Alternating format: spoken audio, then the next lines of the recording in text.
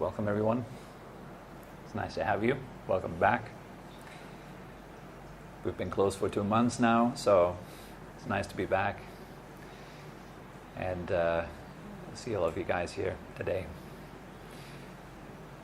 So last time we've been doing this based on topics every week, and I've had several questions coming in to discuss this and that. Today there is no such question, and so we just take it as it comes. Let's see what happens. And maybe it's a good idea to talk a little bit about the first basic 3 points of meditation practice when you actually start to sit down and prepare for the session. The first one being the posture, which should be upright and relaxed. The second one being the breath. Just paying a little bit of attention to the breath, kind of allow yourself to settle down. Each time you pay attention to your breath, suggest to your brain, to your nervous system that everything is all right, there's no problem, you're not in danger. Otherwise you couldn't afford to just look at your breath. So you start to relax, you wind down. And the third point is the attitude, which I also refer to as the inner posture. Also very, very important kind of attitude that we bring into the meditation practice. So all those 3 points are probably more important than most people think. The first one, the posture, is very important to practice to become quiet when you sit.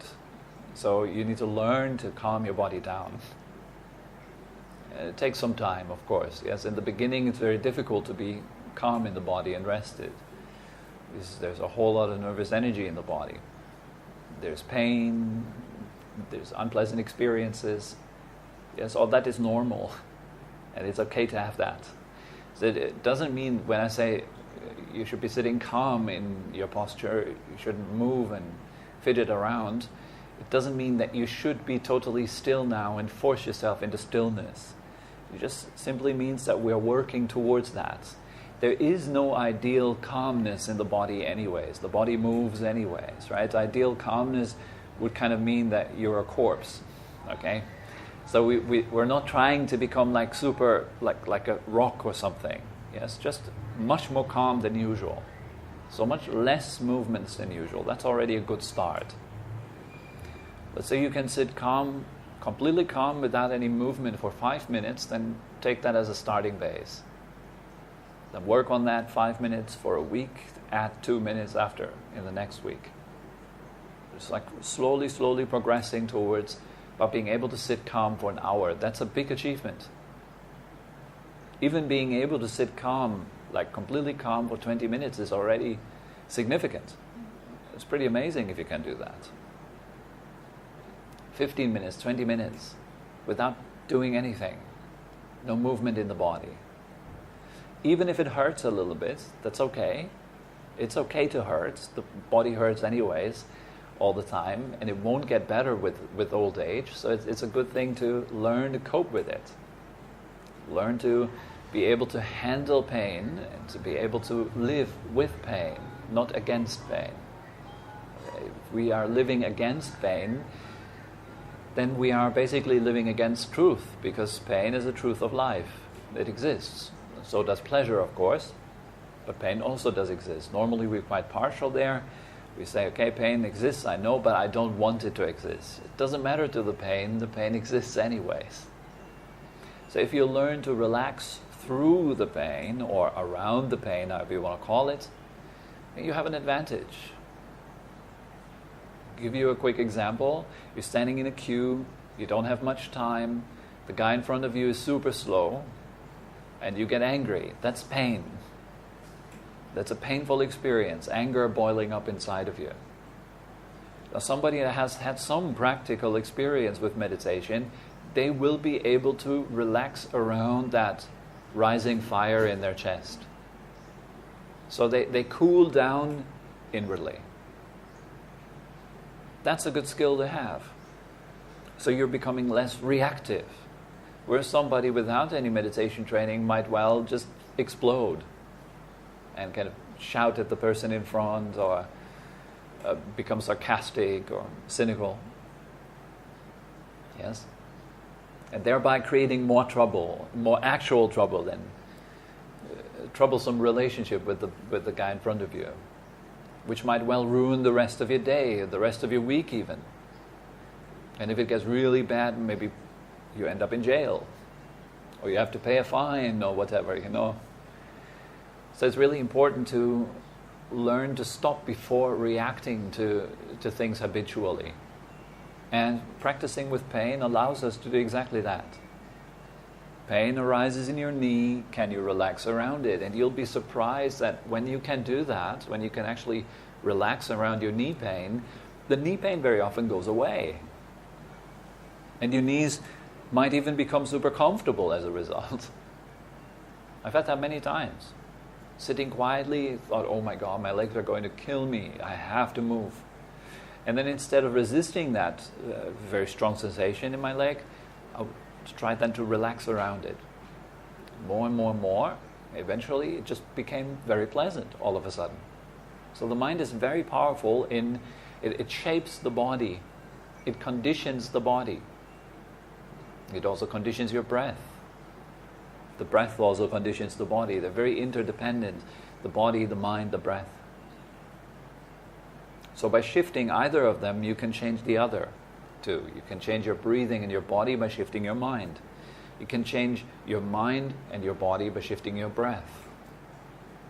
And you can change, of course, your mind and your breath by changing your body.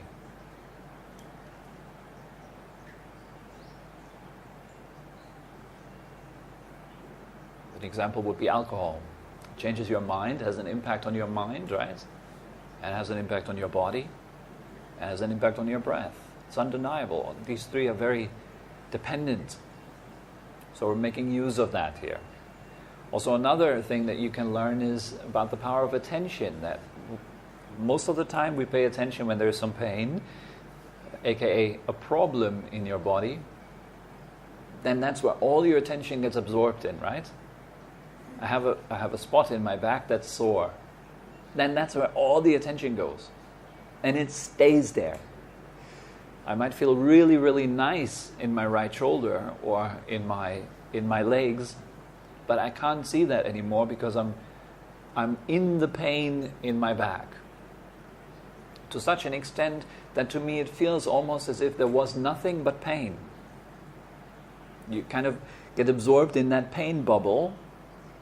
In the beginning you're still outside of that pain bubble, but then as soon as you get into it, the bubble surrounds you, so it feels like there is nothing but pain. Your entire experience is painful. And with that comes painful thoughts, painful emotions, making the whole thing worse and worse. So watch out where your attention goes. Because if you notice that your attention goes towards a painful situation, and you see that early on, then you don't have to dive into it. You don't have to become it, get fully identified with it, get lost in it. You can then see early on, my attention has just shifted over to something unpleasant. Well, why not shift it to something pleasant then? Like your pleasant legs. Left leg is feeling good, my arms are feeling good. So I go there. Thereby training the way I use my attention. That comes in handy in many situations in life. How do you think about yourself? When you're thinking about yourself, do you mostly dwell on the mistakes you did or the terrible things that could happen to you soon? Why not shift your attention to something positive that you did? Maybe you're contemplating your mistakes, your negative sides. Why not the positive ones? It might not be a habit, right? So attention is like a habit. And the attention goes to what it is used to go. It's almost like your nervous system operates based on a certain need.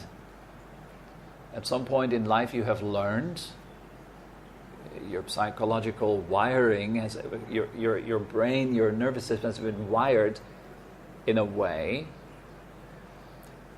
where you connect a need with a certain feeling, for example, and then you strengthen that feeling over and over again. Your attention goes to that particular feeling over and over again, creating a habit until it runs all by itself automatically. Like feeling unworthy, feeling low self-esteem, feeling depressed, feeling angry very easily. These are habits of attention. The way our attention operates. If you can see the way it operates, you have a choice to change it. But if you don't see it, then, well, it will operate you, so to say. Then attention becomes your master.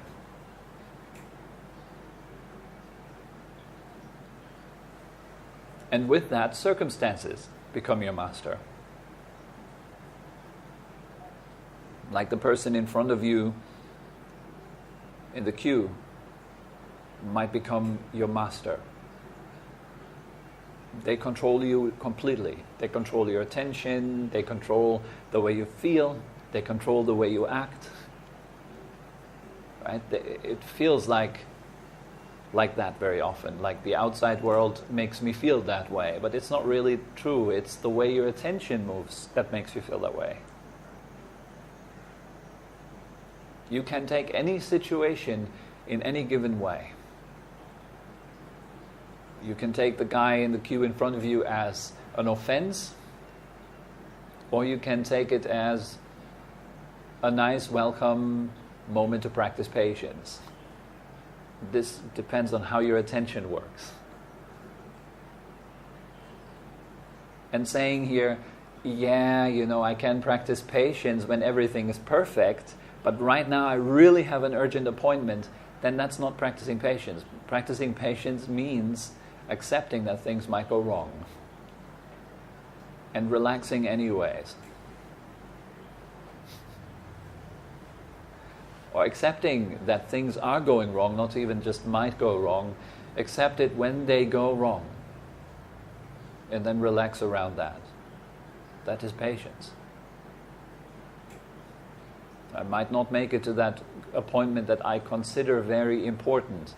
Now some people say, well, then it's probably not supposed to happen, and so they can relax. Again, because they're operating a different type of attention there. They might say things like, well, the universe controls the situation so that I don't have to get to this appointment, because if I would get to the appointment, then maybe something bad would happen. Might not be the job that is really good for me, etc. So they can relax anyways, just by shifting their way of thinking, which is preceded by shifting their attention. So all that you can learn by simply sitting with your pain and learning to relax instead of getting aggravated by it. So you're training systematically a different response to what's uncomfortable. That's a great skill, because there will be a lot of uncomfortable things in all our lives. That's what we all share. Unfortunately, we have to go through this. Or you could also say, fortunately, we have to go through this, because every time there's something uncomfortable happens to us, and we can learn to relax anyways. Thereby we become more and more relaxed, more and more at ease. And that's what then other people would consider probably inspiring. Wow, you went through all this crap and still you're such a relaxed guy. That's amazing. Right? Anyone can explode, anyone gets angry. That's easy. So, practicing with pain. Upright posture, yet relaxed. Make sure that you're not stiff in your posture, but soft. Try to always maintain that softness through your practice. So blood can flow well, energy can flow well through the body, your breath flows freely, it all works out well. The second point is your breathing. The breath is like a bridge between the material world and the immaterial world, the mind, body and mind. And so with the breath you can do a whole lot of things. You can experiment by looking at your breath. Slow it down. What kind of effect does that have on your body, on your feelings, on your emotional state? Breath is super important when it comes to regulating emotions. When you have a stage fright or something, you need to give a public speech, or you're nervous, people very often advise, well, take a deep breath. Slow your breathing down, watch your breathing. And it does help. So here it's used as an introduction to get from your everyday state of mind into a relaxed, ready state of mind for meditation. This is not breathing meditation. You're just spending some time in a very casual way, just taking a few breaths to relax. And then again, here it's about your attitude, also a way that you're using your attention as well. How you use your attention in meditation practice. Who is using the attention in meditation practice? Is it somebody that doesn't like him or herself very much? If you're sitting down there and you do your meditation practice, but you don't really like yourself, then it's going to be really difficult. You're mostly probably busy struggling against yourself doing your practice. You might also have the attitude of forcing everything. Like, I'm trying to focus on my breath. I'm trying to be mindful. I'm trying to sit upright. I'm trying to, make it all perfectly well happen. That might be an attitude that is a huge obstacle. Trying to not miss one breath. I must be mindful at all costs. And then we never ask ourselves, why? Why do I have to be mindful at all costs? Why am I even sitting here and doing my meditation practice? Well, what drives you? If you know what drives you, and if that's a deep or a fundamental purpose, then you're probably not very likely to give up your meditation practice at some point. Many people give it up. They practice a little bit, then they give it up again, then practice a little bit, give it up again. And the reason for that is because the driving force behind it, their motivation, their purpose is not yet so strong. So the development of purpose and our attitude should go hand in hand with the actual practice. That's why we study, that's why we read texts, that's why we listen to teachers, that's why we meet with friends who are on the path. We're motivating one another to actually stay on track. It's, by the way, one of the reasons why I'm sitting here and giving these classes regularly. It keeps me motivated. It keeps my mind busy with these things. And so I consider that to be very helpful for myself. Having to talk about these things means I have to think about those things. Having to think about those things, they sink in deeper and deeper. So there might be many different ways in which you can motivate yourself. But one of the most powerful two ways is kindness and compassion. The understanding of suffering. The understanding that we all suffer. And nobody wants to suffer.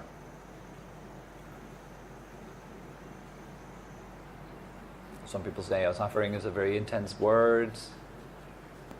I wouldn't say I suffer right now. It's a bit too much, probably. I'm doing quite well. Yes, superficially we might be doing well, but deep down inside, everybody continuously suffers. If you look at your body, for example, the body continuously asks you a question. Please move me. And why? Because it hurts. And then you move it a little bit, and with that you're not solving the problem, you're just creating the next, which then gets more and more intense over time, etc. I'm mentioning that all the time because for me personally is one of the most powerful examples to contemplate life. Just our body. And how unsatisfying it is.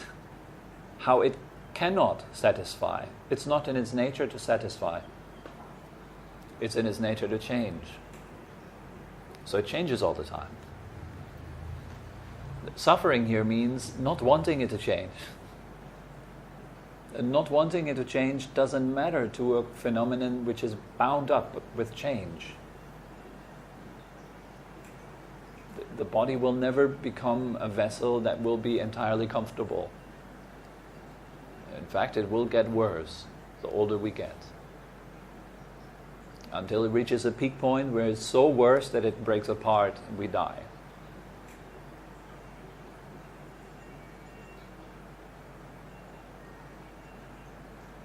And we're all in that, and nobody really wants to die.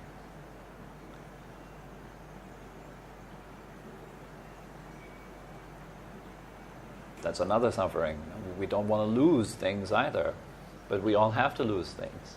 Things that we work very hard for right now, maybe. We will lose them. Think of your relationship, people that you love. They won't hang around. You won't hang around. And these are uncomfortable facts that we all have to go through. And then, of course, there are these everyday things that happen to us that are unpleasant. That is all clearly considered suffering. Small, annoying things, people cutting you off on the street, the construction work going on. It's endless. When they finish that one, they start the next one. It's never ending. Politics, think about politics. It's an endless array of problems. And then you have a lot of people who are working feverishly on the solutions. And every single solution will just turn into the next problem, like our body. We change the posture. Wonderful. It's a solution, right? But it also is the next problem. Such is nature. Everything moves in cycles. It's not linear. Nature is not going from A to B nicely and neatly. It goes round and round.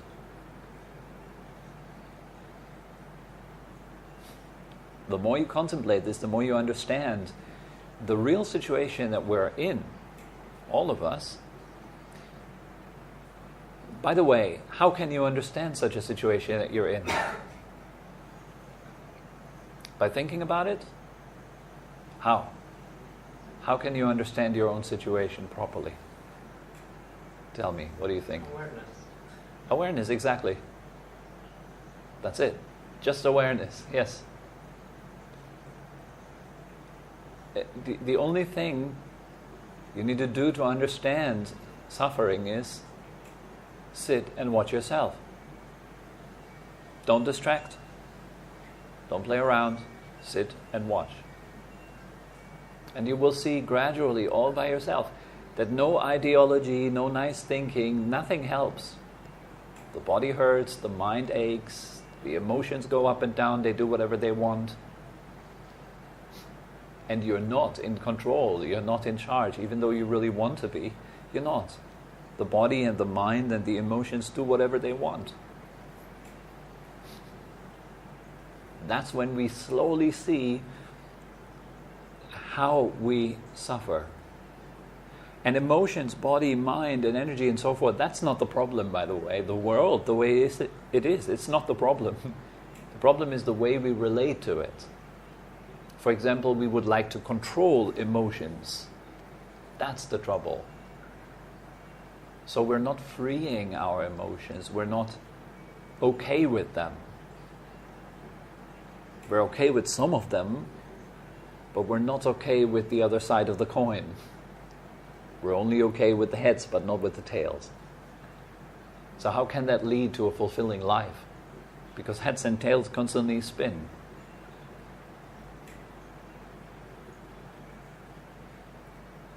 How about the body? The same thing. Sometimes it feels good, sometimes it doesn't. Thinking, sometimes it goes really nice and you're really inspired and you have all these nice thoughts and happy. And then all of a sudden something happens in your life and your thoughts go all the other way. Become very depressing and dark and gloomy and not nice, and you wonder what's wrong with you, it's nothing. It's just energies doing their thing. The energy of thought, the energy of emotion, the energy of the body, they just do what they do. The problem is we're constantly interfering.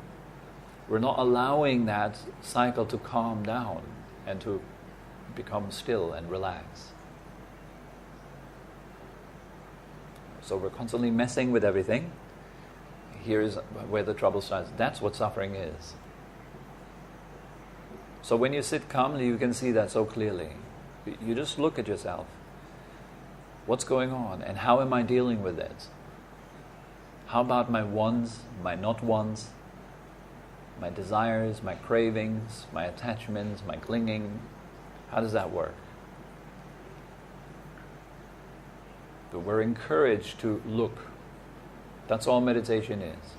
Just see clearly. When you see clearly and you see how you make yourself suffer, you develop compassion towards yourself. What is compassion?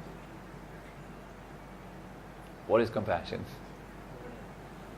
No, awareness, compassion is compassion. Yes, a connection has to do with it, yes. Without connection, no compassion. A connection in a certain sense, yes.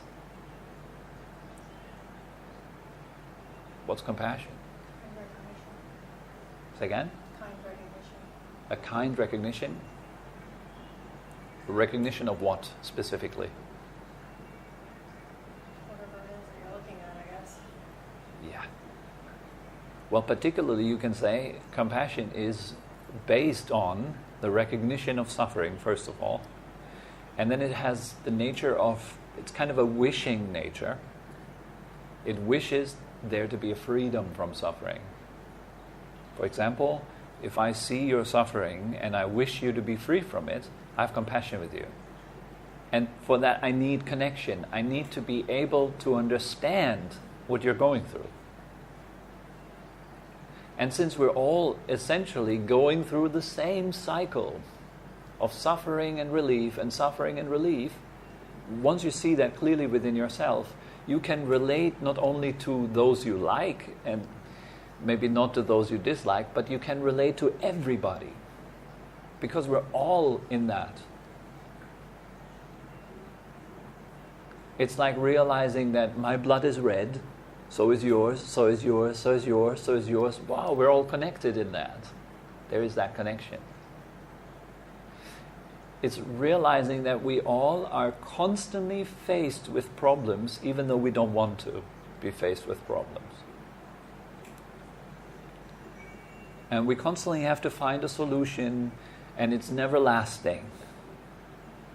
And so we kind of keep grabbing and grabbing and grabbing, and there's nothing to grab, there's nothing to hold. The more you see that, and I stress that point, within yourself, the more you can see it within others as well. Naturally, we do all the same, day in, day out. We try to be happy. What is happiness? Yes, and what is happiness? Well, happiness, I would say, is the absence of suffering. True happiness. The absence of suffering. The absence of any problem. Happiness is not an addition to yourself. Happiness is not something that you can consume, that you can add on to yourself. Like here you go into the shopping mall, you buy this and that product, and with the product, happiness comes into your life. That's the usual thing we think about happiness. Or that relationship makes me happy. There is another person in life that makes me happy, so I must consume that person. I must consume their presence, right? I must consume their humor. I must consume their looks. I must consume their sensuality, whatever it is. But happiness is not something that you can consume and add on. Products and things and people that we consume, they're just that, just products, things and people.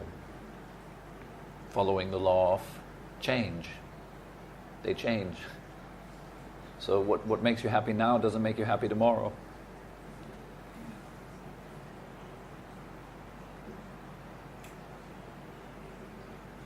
But there is something else, that there's a happiness which arises as soon as you find something inside of you which is not attached to anything. It is unbound from this going round and round. It is unbound from this coin which I was mentioning, from the two sides, the duality, the good and bad, the round and round. There's none of that in this. So if you find, and which is simultaneously, you can say, kind of like your deepest aspect. If you can get in touch with that, that is a space that is, you can say, happy. There is no problem in there, because there is no more ego which is somehow having a conflict with the world. There's no more a sense of me and other. There's no more sense of, this is my emotion and I must make sure that this emotion stays exactly the way I need it to be. Or these are my thoughts. There's nothing that's owned anymore, so there is no more heaviness, no more carrying. There's a master who said it quite nicely. I'm not sure who said it, but it's well said. It's not so much that we are having a life, but it's more like you are life. And the confusion is with this idea that I'm here and life is there and I must make sure that it runs well, which is totally absurd. When every single cell in your body and your mind is life, it's nothing but normal. The Thai have this word for normal, which is thamada. Thamada simply means normal, and it carries the word dhamma. Dhamma means truth. It is this. It is like this. It is true. It is real. Not good or bad, but it is like this. But we're not at peace with it. So happiness comes when you learn to be at peace with the way it is.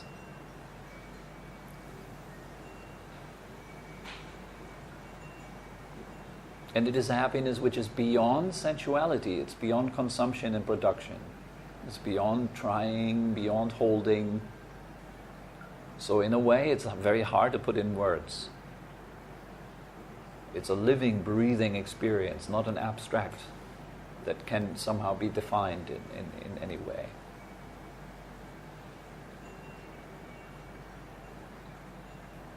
And what we do in meditation is we approach this experience. We're getting into its orbit at first, and then we allow to be sucked into it, like a black hole. And eventually, the closer you get, the suction becomes greater and greater and greater. The suction of awareness itself, of consciousness itself.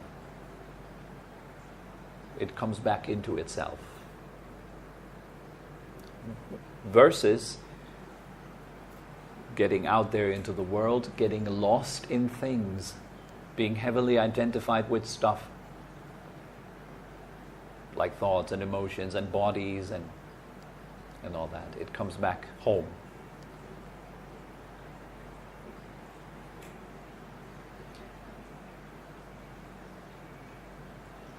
And in the beginning, to really approach it slowly and gently, there have to be some conditions in place that it works, that allow for introspection.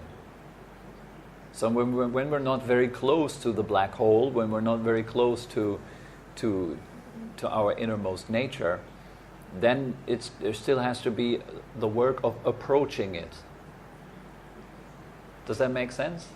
You have to somehow do something to approach consciousness, awareness, waking up,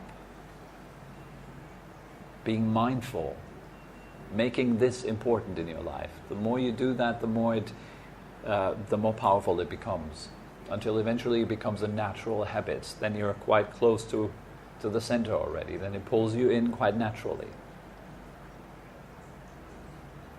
But in the beginning, we have to sit down.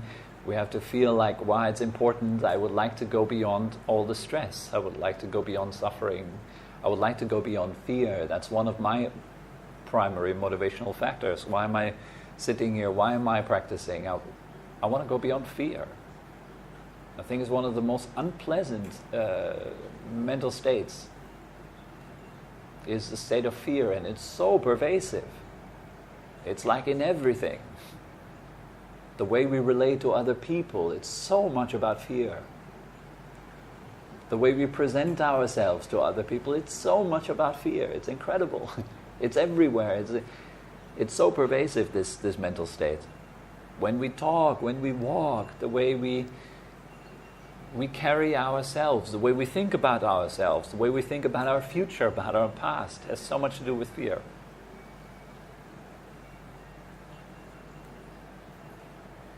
Imagine a life in which you would have no fear, you would not carry fear at all. I'm not talking about the muscular tension and the hormonal production that arises when you see a wild tiger in front of you on the street. I'm not talking about that. I'm talking about psychological fear.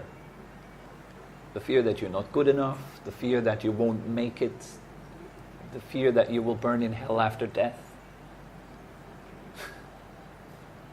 Whatever these kind of fears, psychological abstractions. Imagine you would be without that. And this stuff goes very deep. It pervades so many mental movements inside. The more sensitive you become, the more you wake up to your mind, the more you see it's a fear being. Ego is almost like compressed fear.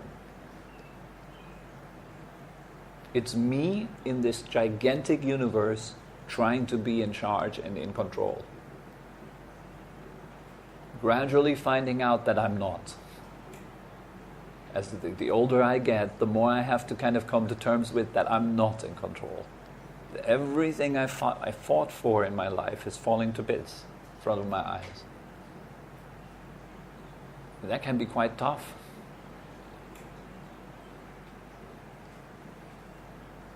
And that makes practice genuine. And I want to come to an end now slowly, but this is, I think, one of the major problems we face nowadays is we know so much. There's so much information at our fingertips. And we learn more than ever.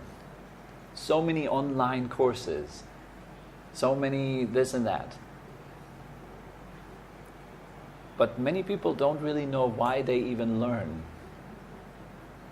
And so the learning just becomes a mindless consumption of course after course, program after program, thing after thing, book after book.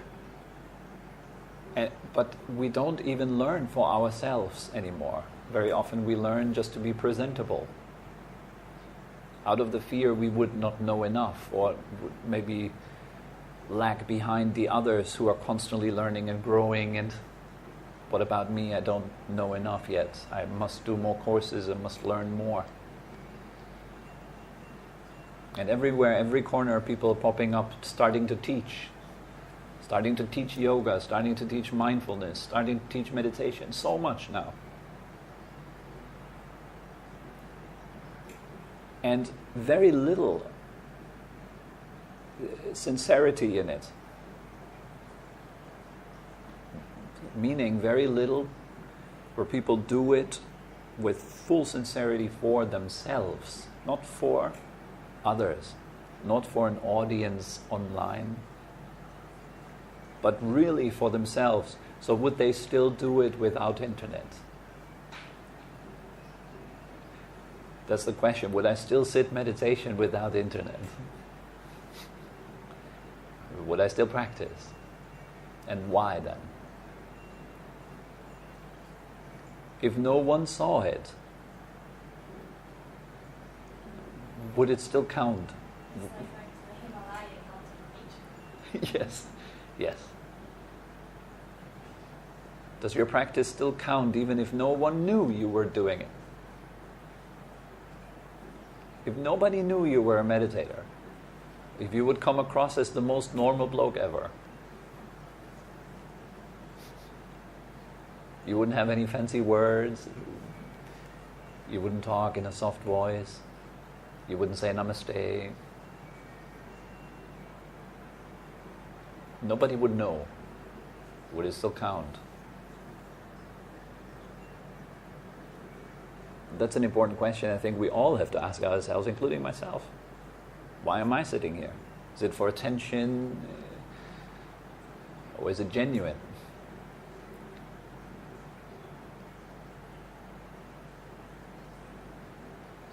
And of course, it's all the others that are doing it for attention, except for myself. That's a trap. We need to understand ourselves. We need to understand what is it that moves us. And in genuinely wanting to get out of this suffering, we have to do the practice for ourselves. That's important. Because in the end, then you are alone. You die alone. And then you're with yourself. Then does all the knowledge that you have gathered during your life really work? Is it applicable? When we came here over the Indian Ocean, we were in this airplane, and just over the Indian Ocean, in the middle of it, there was a storm.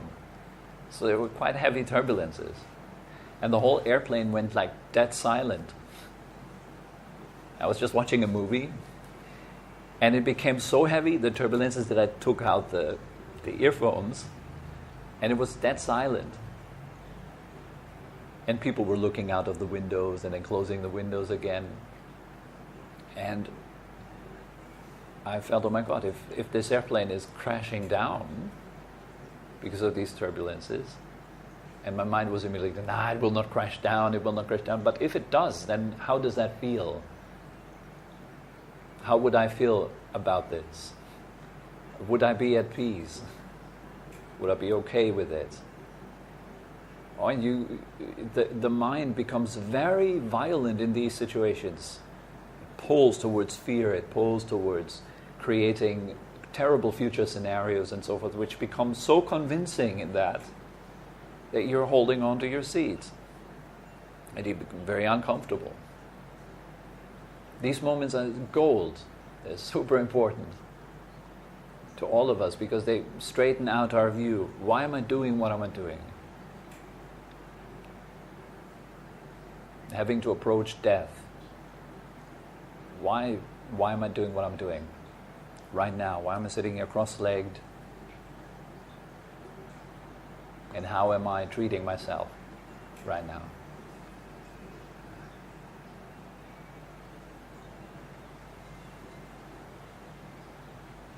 And this will gradually soften these fear knots in the heart and open them, become more kind to yourself. More relaxing, more forgiving, more at ease, more okay. It's a slow process. Okay, so that's all that comes to mind for today. Are there any questions?